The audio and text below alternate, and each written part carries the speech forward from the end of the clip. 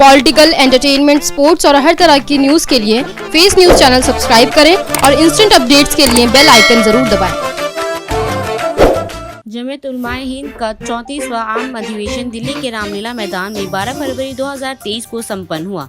इस 3 दिवसीय अधिवेशन में दिल्ली एनसीआर सहित देश के करीब 20 से अधिक राज्यों के मुख्य लोगों व धार्मिक विद्वानों ने शिरकत की। रामलीला मैदान खचाखच भरा था, यहाँ तक कि लोग अपने महबूब रहनुमा अरशद मदनी व महमूद मदनी का वक्तव्य सुनने के लिए व उनकी एक झलक पाने के लिए पेड़ों तक चढ़े नजर आए। एक अनुमान के अनुसार 2 लाख से अधिक लोगों का मजमा यहाँ देखने को मिला। इस मौके पर जमीयत के राष्ट्रीय अध्यक्ष मौलाना अरशद मदनी ने देश के नाम संदेश में कहा कि जमीयत नफरत और संप्रदायवाद की विरोधी है। हम आपसी भाईचारा, अमन, शांति का पैगाम पूरे देश में फैलाना चाहते हैं। मौलाना महमूद मदनी ने कहा कि देश के हालात अंदरूनी और बाहरी दुश्मनों के निशाने पर हैं। हमें भड़काने, भटकाने व निराश करने के हथकंडे अपनाए जा रहे हैं, लेकिन हमें हताश होने की जरूरत नहीं है।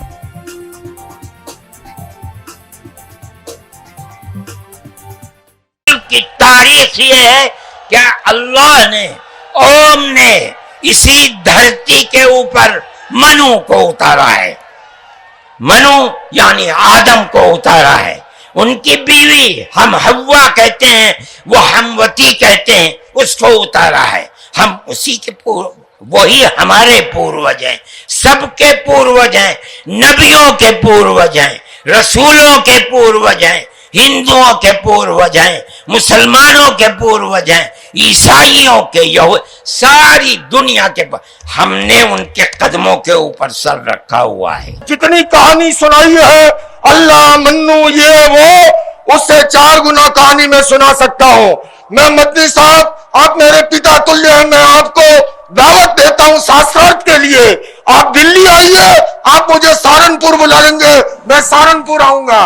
और आपको निवेदन करता हूँ, जैन धर्म के 24वें तीर्थंकर भगवान महावीर हुए और उससे पहले भगवान पार्श्व 23वें थे।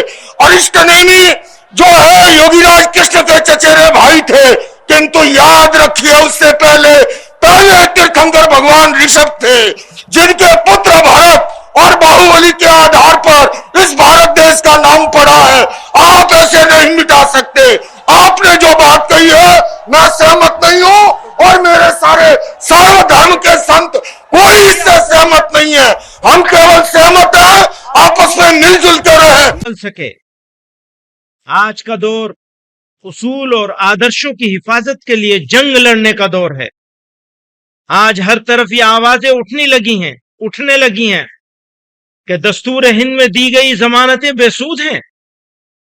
इन हालात में अगर स्वामी विवेकानंद, मोहनदास करमचंद गांधी, जवाहरलाल नेहरू और चिश्ती के आदर्शों को मानने वाले लीडरान इसी तरह तमाशाई बने रहे तो नहीं कहा जा सकता कि मुल्क का हशर क्या होगा।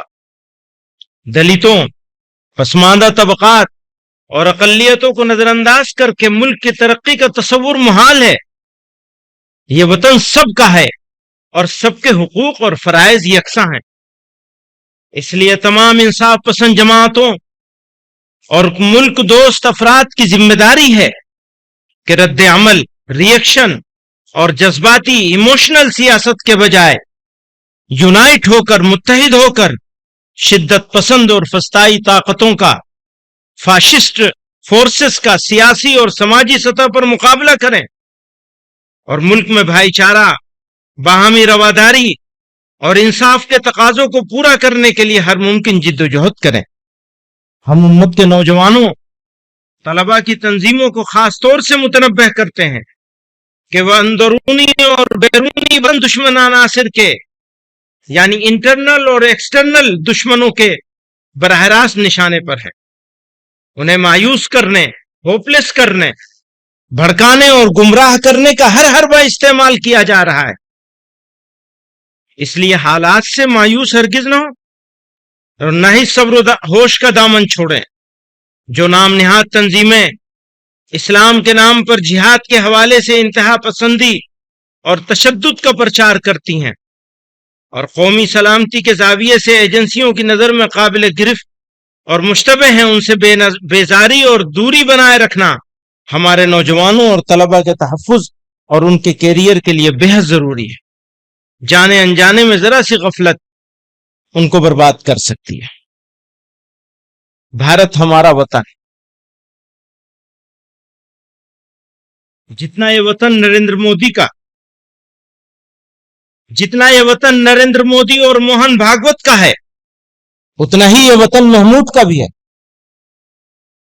نہ محمود ان سے 1 انچ آگے ہے،